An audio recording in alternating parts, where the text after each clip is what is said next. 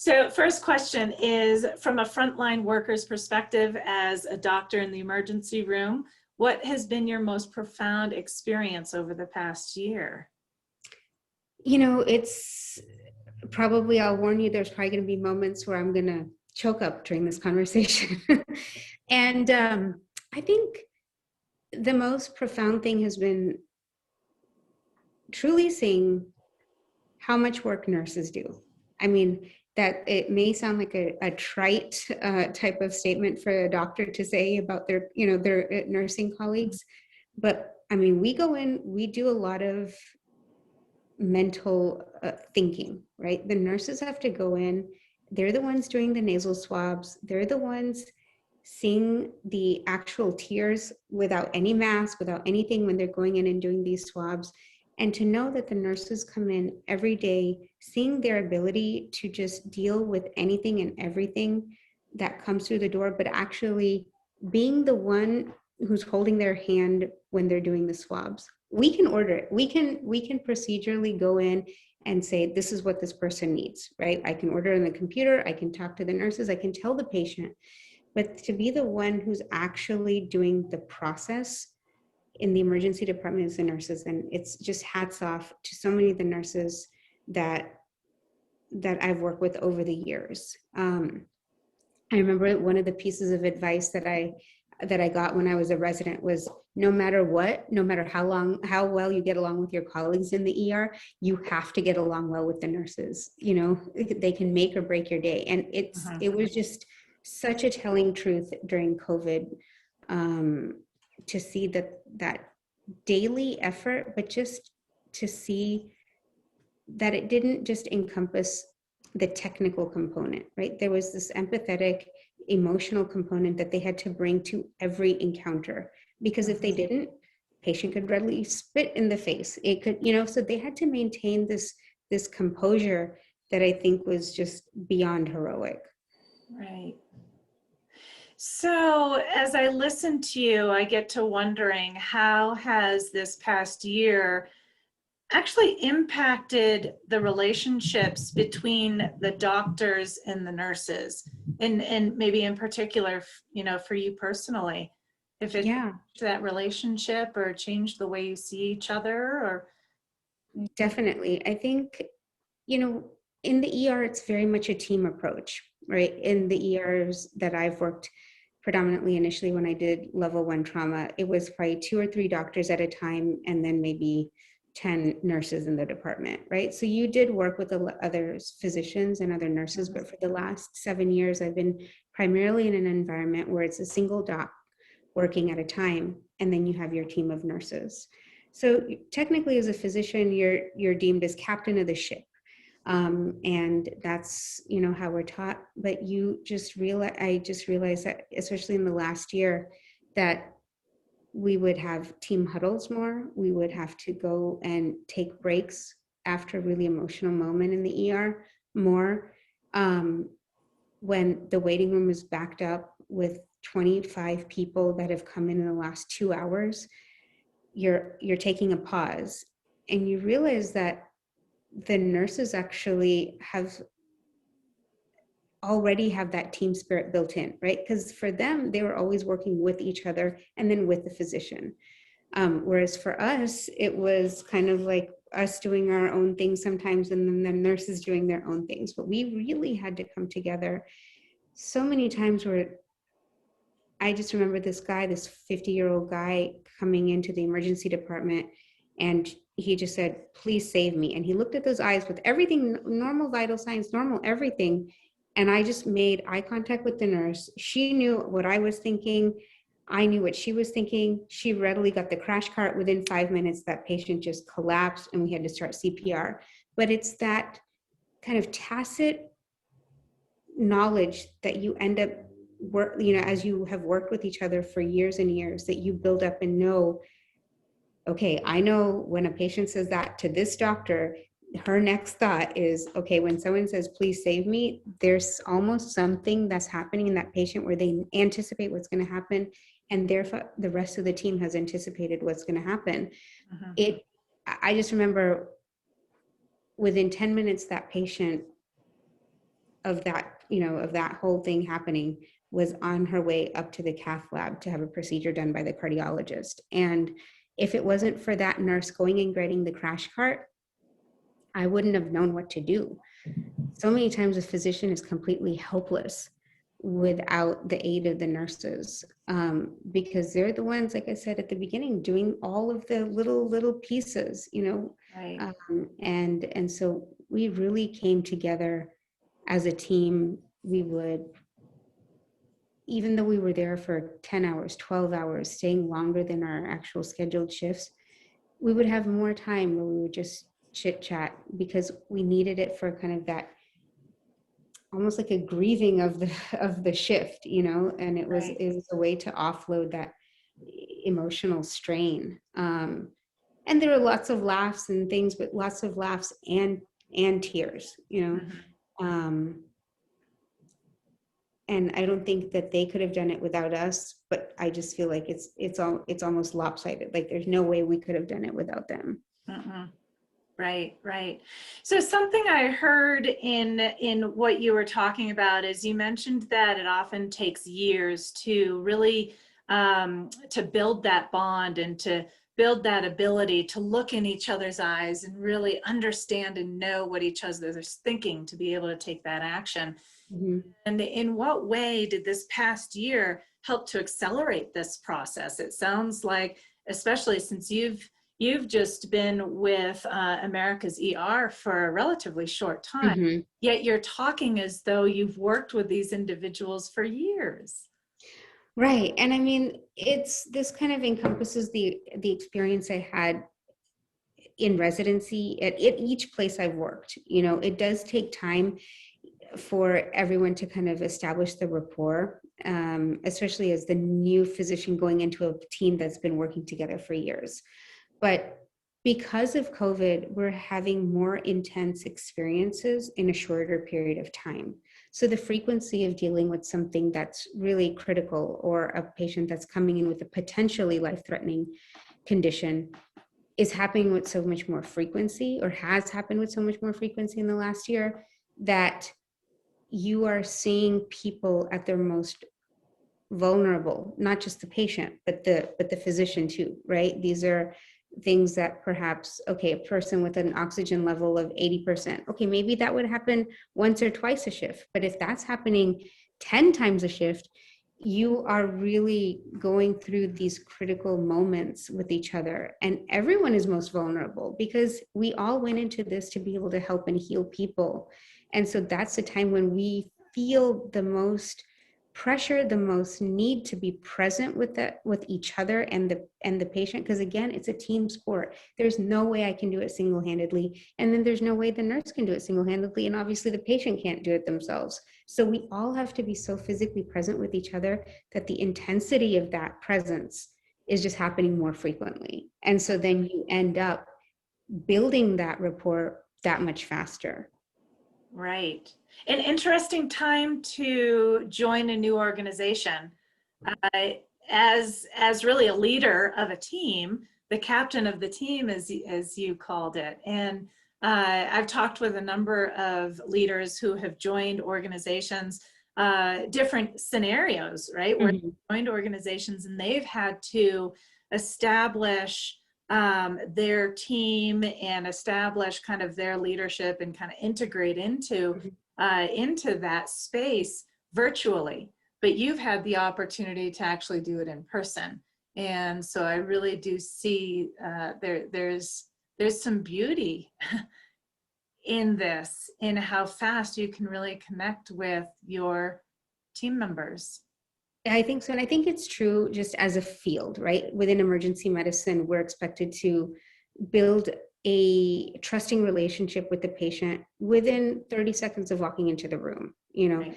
That's when the first impression is made upon the patient as we walk into the room, and we want to feel that the patient trusts us, right? Because it's potentially one of the most critical days for them. And even if it's not physically, sometimes we're seeing more and more people that are needing their emotional needs met. And sometimes it's just a sit down conversation with the patient for a solid 4 minutes of time, which can make it feel like to the patient, no one's listened to them. in their home or in their workspace, or just even they just need a moment of vulnerability to share their feelings with someone. And we've seen a lot of that. And I think as the pandemic has really hit upon kind of people's emotional, I guess, I don't want to say limitations, but kind of cause them to really reach their emotional, stretch their emotional limits or boundaries, they've sought help in the emergency department.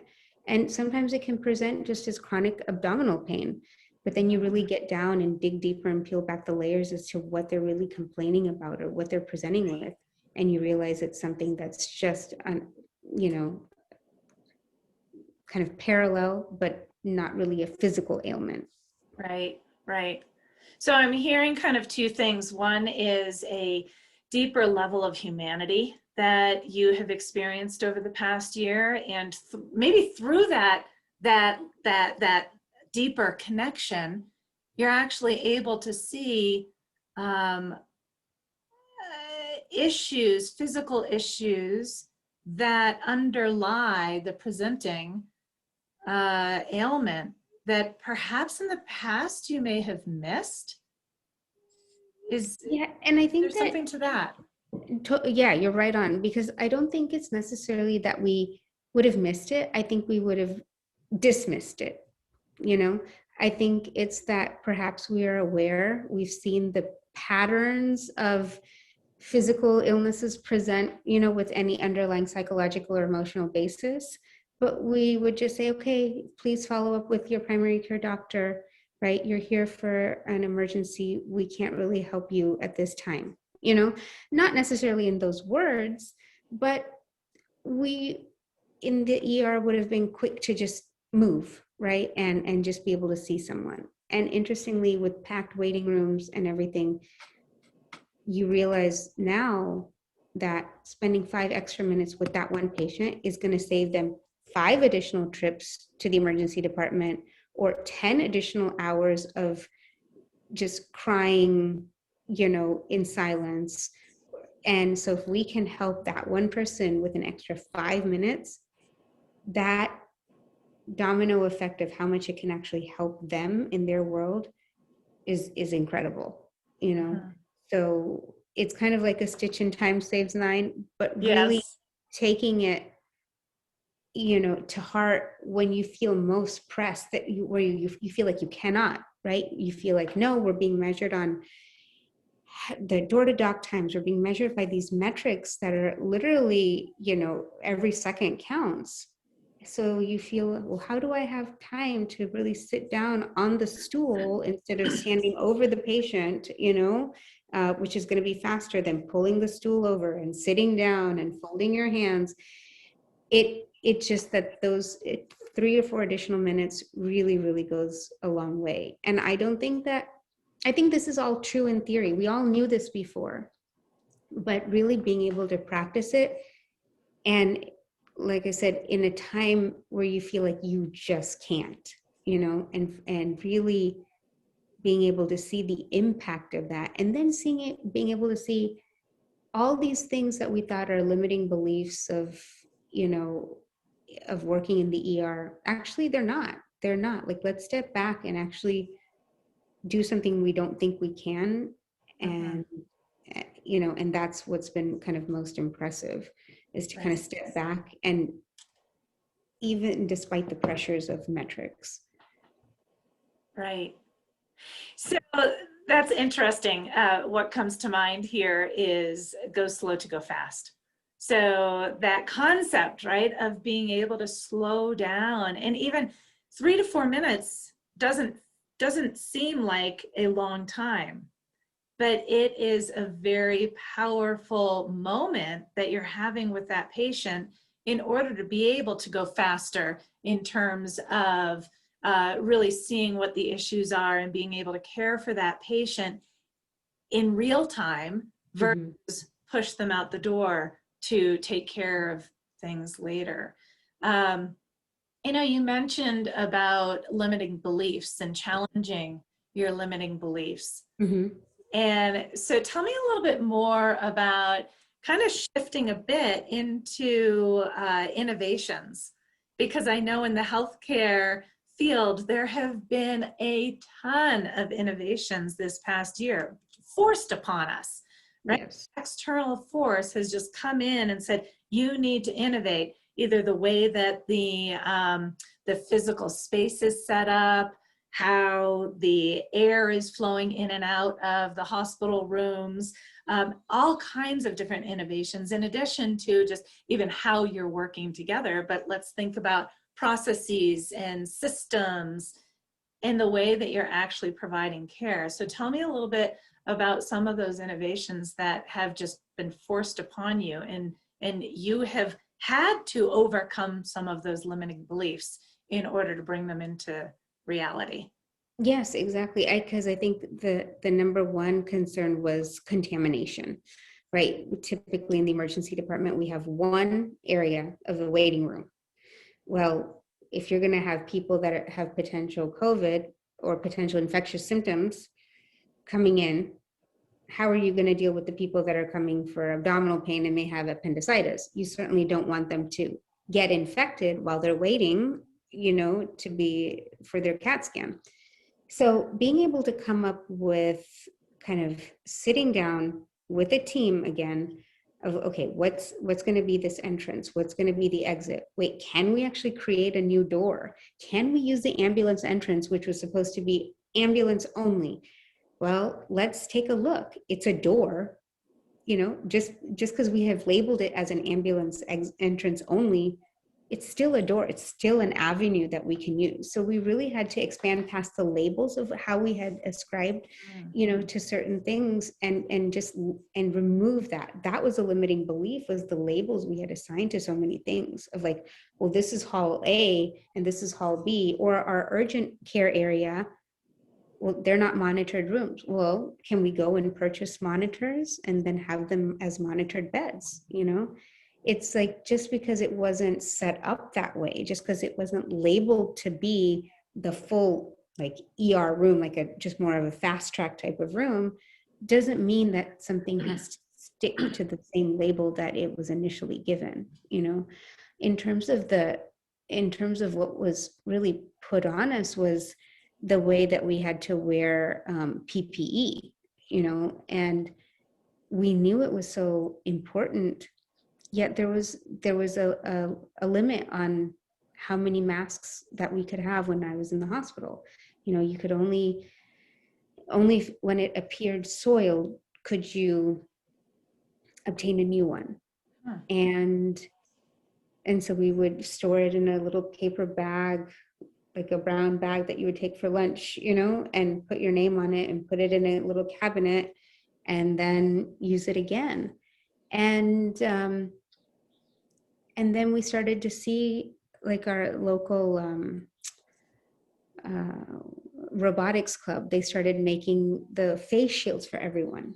And so I was in touch with someone who was part of the robotics club, and he knew that I was in the ER. And so they donated 20 face shields for us in the emergency department, and at that time it was a brand new concept. They were making it from their 3D printers. They were using their summertime and making this for all of us in the emergency room. And like, how incredible is that? These are like 9th and 10th graders doing this. They researched it, how to figure, they did it and they made it, and each one would take hours for them to do, but they did it. And so then that they don't know how much of an effect that had, so that we didn't have to constantly use that same mask, or even if we had that same reused N95 mask, we now had an additional fresh shield that we could wipe down, and sanitize anytime we wanted to. And so it's just all of this kind of coming together, and each person, like friends who would sew face masks and look up different designs. My 5-year-old at the time, she loves to sew. She started sewing face masks for us in the ER. It's just incredible to see. Yes, this is what is put upon you, but don't limit yourself to the label. You wouldn't think that a robotics team member would be making face masks on their own time for ER physician. You don't think that like someone who just barely graduated their toddler years can sew face masks that are going to be used by teachers. So just that limiting belief of what you think that you're capable of, whether it's at work, whether it's in your hobbies, and to think that I'm just a ninth grader, I'm just this 5-year-old. No, like you're capable of so much. And that thing or what that idea that you've created can go and help so many more people than its original, maybe intended use. Right. What an incredible lesson for somebody so young, where their mind is still malleable and right, they're still being influenced in terms of their own thoughts about themselves and what they're capable of, and what's possible in the world. I love those two stories. And then I wonder about what you've seen in terms of different industries even coming together and doing things that they weren't originally set up to do. So, for instance, a car manufacturer suddenly helping with perhaps designing new medical equipment. So what have you seen, kind of in that space of companies just stopping and saying, okay, I have the capability, we can do something different to help this cause?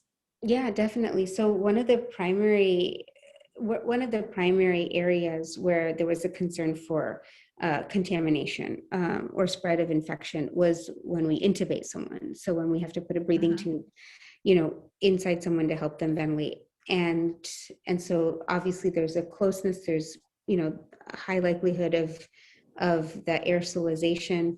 And so we had to stop using BiPAP machines, because with a BiPAP machine, which is similar to CPAP machines, you have a mask, but there's so much aerosolization of the particles that can happen in the room. So even before intubation, if you're considering using BiPAP, we couldn't use that anymore on these patients. And so it was kind of a big a step where normally we're able to use that to kind of avoid intubating someone and try and see if we can save them, without that having to put them on a ventilator. But we were not able to do that. But we saw that there were people coming in with, and I don't know exactly who the manufacturers were, but people started thinking, well, if we can create different systems to clean the air, to filter the air and have a negative airflow from the room outside, the same that we would do with like a TB room, like a negative air pressure. Then we can create little devices that we can put in different rooms that then we can then move depending on what kind of patients are in those rooms. And so it was something that we really hadn't seen before. And so now even at America's ER, they're able to convert a lot of rooms to negative airflow rooms. And so that way, if you have 70% of your patients coming with cough and COVID, like symptoms, you are able to accommodate them without having them, for example, in the waiting room and infecting the general population. So it's these types of things that we had always considered as a limitation in the past, where if you had a TB patient, it's like, okay, negative airflow room is done. Okay, everyone just has to wait, and too bad. But with this, there was an urgency, and there was, I think, also because people probably felt so limited in what they could control that in terms of even like, okay, not being able to go outside, not being able to go to different stores, that then your mind ends up is still not limited. You can still think of ideas. You can still be creative no matter what's going on in your physical world.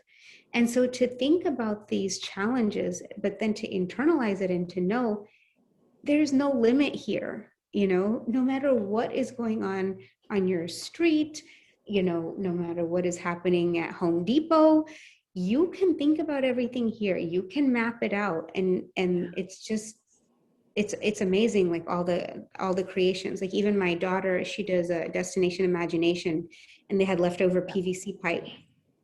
And so one of my ER colleagues, they had seen a way to create, you could connect different PVC pipes in a certain structure and then layer plastic over it so that when you're intubating someone, you had a layer of separation. And so you could position the patient in a way with the plastic that you were going to have a barrier and you were going to limit the aerosolization to the rest of the team. And so they used all the leftover PVC pipe from our state competition. They came, they cut it, they had PVC cutters. And so this is like 9 and 10-year-olds cutting the PVC pipe, looking at the map, like looking at kind of the general, the protocol piece, and then devising these units. And they were brought to our emergency department. That is absolutely incredible. So here, this is interesting, right? Because I originally thought, boy, I wonder what innovations, what specific innovations are going to have some stickiness to them. So in other words, what innovations are going to survive beyond COVID, right? That we've come up with. Now, and I'm still curious about that, but now I'm even more curious about what new way of being and new way of thinking is going to have stickiness to it? That's a great question. I think there's a couple of different things. I think in terms of a new way of being is to realize that nothing has to be constant, right? Like our ability to adapt expanded so much. In terms of the ER, right? Every day was different. There was a different protocol every day. You had no idea which hallway was going to be an exit or an entrance. You had no idea, like, now we have this COVID swab, it takes 7 days. No, now we have a new one, it takes 3 days. No, now we're sending it out to this lab and it takes 20 minutes. Like every day, every week was different. So the ability to be, you realize, is just, it's something that you get to decide in that moment. It's something that's very, it's something that can change and mutate just as fast as this virus, like our ability, like we are no different. We can change and be and adapt to whatever the circumstances are and to however we want to be. I think our ability to be kind of has morphed outside of what we like, of how we limited ourselves. I think there were so many limitations just on how we think things were supposed to be. And now as we lift those labels, as we lift the rules, we're able to kind of expand how we view ourselves, So it's okay for a 10-year-old to make these devices, right? Whereas before, I don't think anyone would have really taken like a homemade PVC pipe device in the emergency department, right? But now it was like the ERs were okay with taking these things. It didn't have to go through all the regulations and the testing, right? It was more like, hey, let's try, let's be innovative, let's just see if it works. I think people were given chances more so than they otherwise would have, because not out of a desperation, but out of a need to think outside of the box. And so sometimes it just meant that you don't have to go through step 1, step 2, step 3, step 4, and just be able to bypass some of those limitations, as of checks and of everything like that. Right. So with that, then, thinking about rules, regulations, policies, procedures are all there for a purpose, and kind of in past thinking, perhaps, we've always thought of those as ways in which to move faster and be Mm-hmm. more productive together and be more high functioning, because Mm-hmm. we have this kind of, you know, this set way of working together. But now we're saying, because of some of these forces, we need to take those rules somewhat, perhaps with a grain of salt, throw out some of the steps that made it even more difficult to innovate, Mm-hmm. and just try, right? Yeah. We're trying. We're not afraid to fail and move forward, learn, fail fast, learn quickly, and move forward. So the question now then is, how do you reconcile these two very different, here's the rules world, and here's the almost like lack of rules, freedom to innovate, think differently space? Yet there's needs for both. How do we bring those together into the future?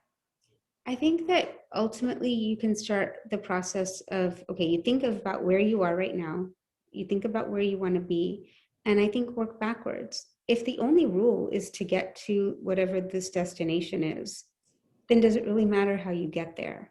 I mean, I really don't think so. And I think in healthcare, we've made it in such a way that we really care so much about these the finicky details of it all. I mean, does it really matter how long it takes me to enter the order for the patient?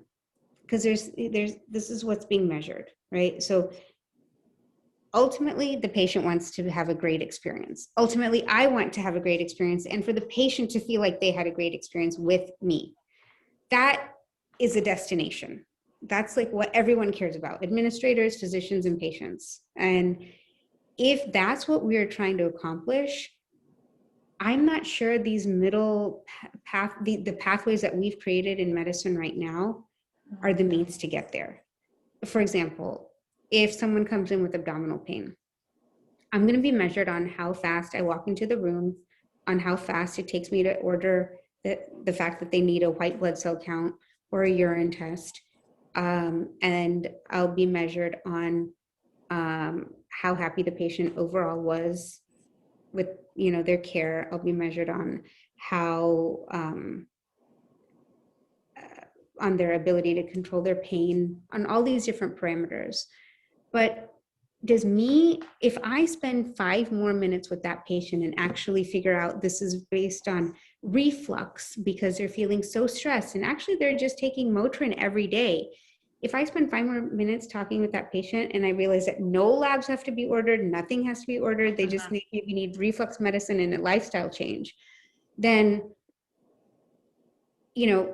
my numbers will be in a sense worse than if I had just ordered something quickly, And Right. so it just, and also if I just order everything and even a CAT scan and all this stuff, and then I tell them 2 hours later, everything's normal, just follow up with your primary doctor, there's no real interaction there. There's no reflective listening. There's no kind of balance in that patient encounter, right? The patient's going to be dissatisfied.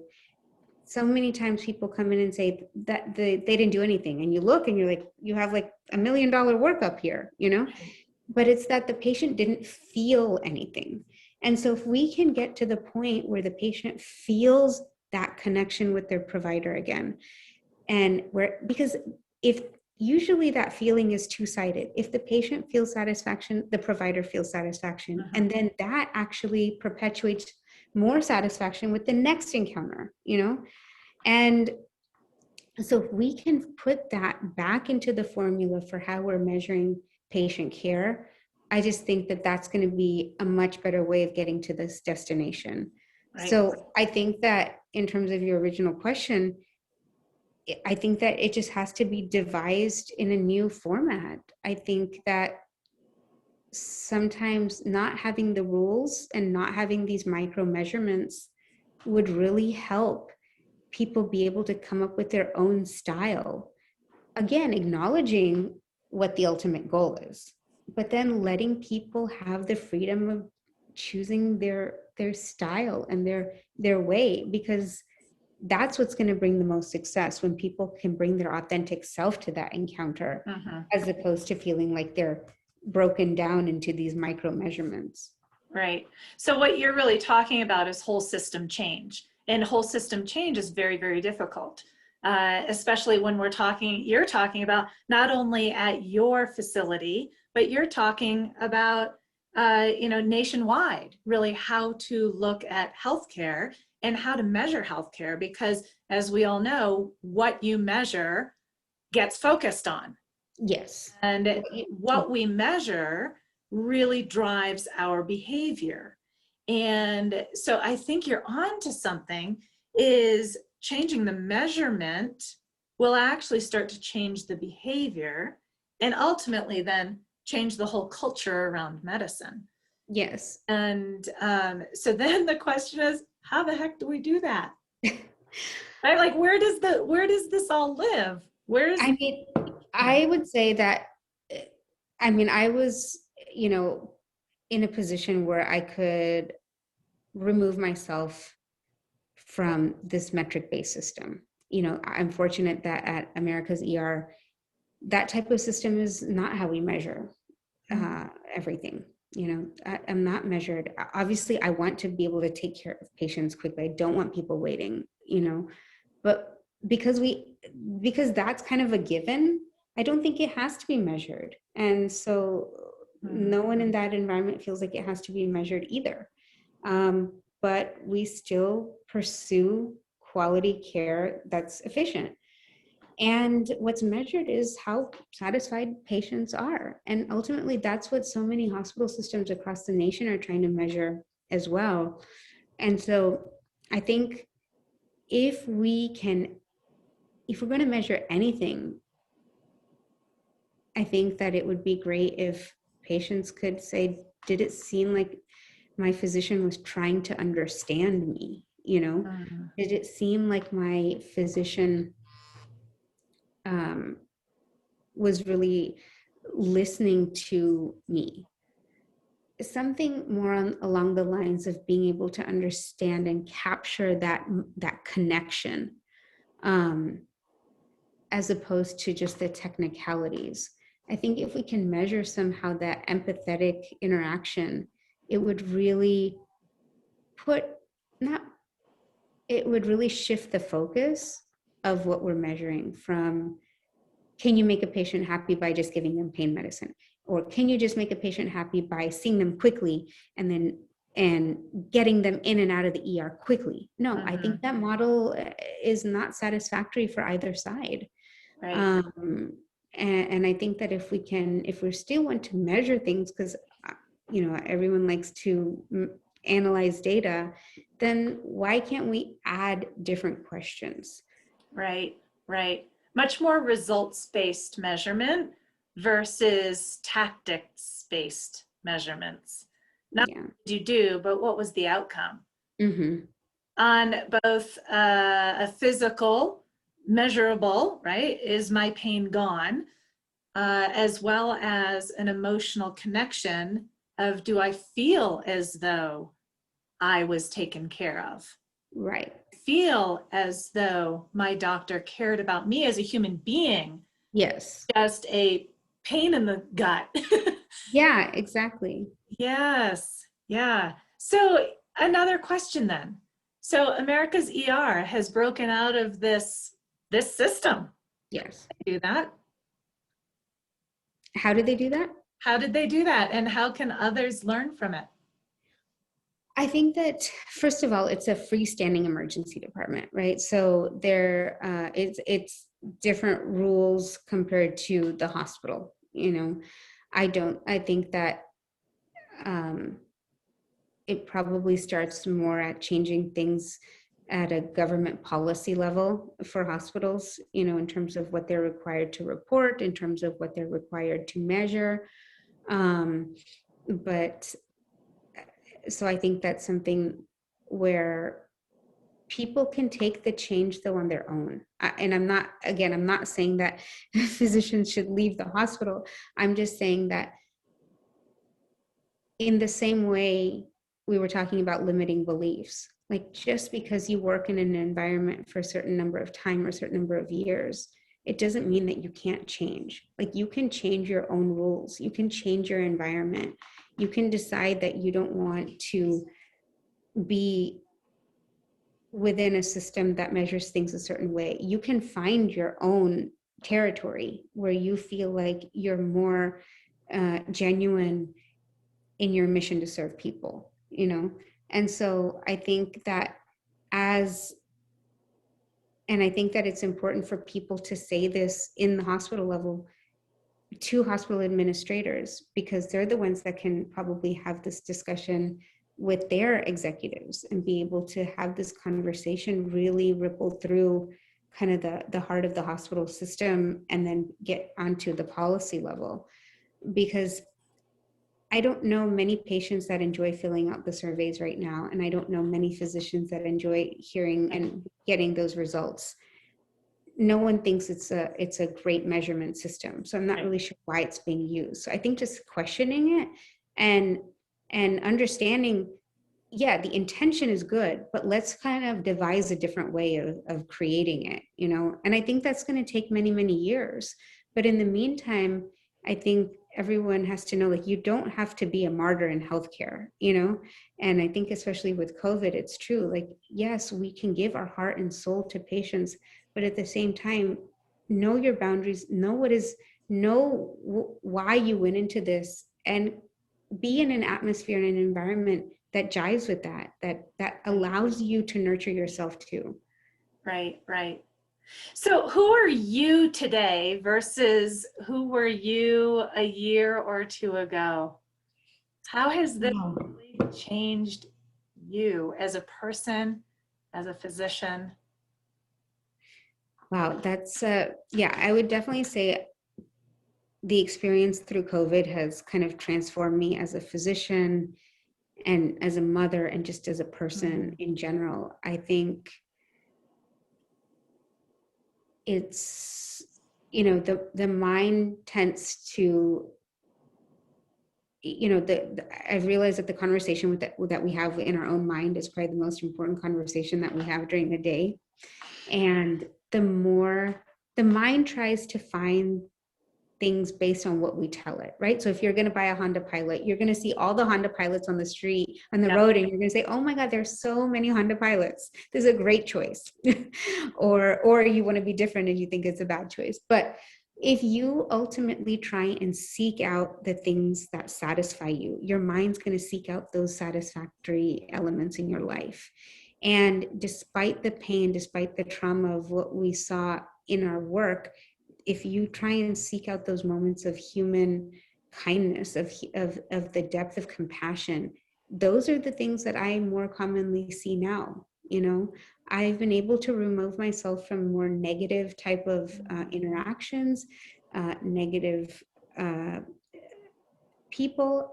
I'm okay creating more boundaries in my life. I'm okay taking more steps to kind of steps that are going to increase the positivity in my life, you know. And sometimes that takes courage, sometimes it takes a risk where you don't know what the outcome is going to be. Right. Like, you know, changing positions, like and not really knowing exactly what's going to happen as on the other side, but encouraging, also kind of being more compassionate with my family, and letting my girls know that it's okay to take risks. It's okay to think outside the box and be wrong and just keep trying. Because if there's anything that we saw, it was like, okay, let's try this in terms of medications for COVID. Okay, didn't work. Okay, let's try this. Ultimately, if your intention is good, you just keep going, you know. And that intention is what drives you. The same way that with the metrics, it's the intention is to have great outcome, that's going to be the driver. And so it's almost like to think about the end of what is it that I want, and then let's come up with the steps in between, you know. And I feel like that's what I think about in terms of my life, of how I've transformed, is what is it that I ultimately want? Okay, let me create that today so that I can get to that point. Yeah, I love it. And I also know that you have gone down the path of life coaching too. Hmm. Is that something that you've done during this past year, or was that already in play? No, I actually became certified during it within the last year. Wow. I started the program, the certification school online. I researched kind of, uh, in the late summer, fall, and I realized that I was consuming a lot of the literature about life coaching, and I really enjoyed kind of almost not coaching myself, but just reading so much about it that I was really kind of making these little changes throughout my life. And because of my psychology undergrad, I think it's something that I've been naturally attracted to. Mhm. And then also realizing how many of the patients that we were seeing in the emergency department have some underlying emotional depth to their complaint, you know?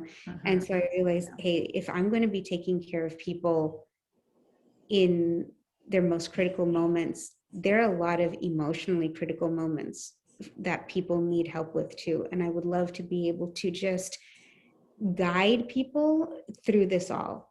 Ultimately, with coaching, you realize that everyone is kind of perfect in the way they are. It's just, and you're just guiding them to peel back the layers to really see their true value, their true motivation, and be able to make small changes to live a more fulfilled life. And so I think that it just kind of made everything more complete to get the Mhm. certification, and to be able to start coaching people, um, during that time. I think like some of the clients that I've had, I'm just really satisfied, and I find a lot of purpose in coaching.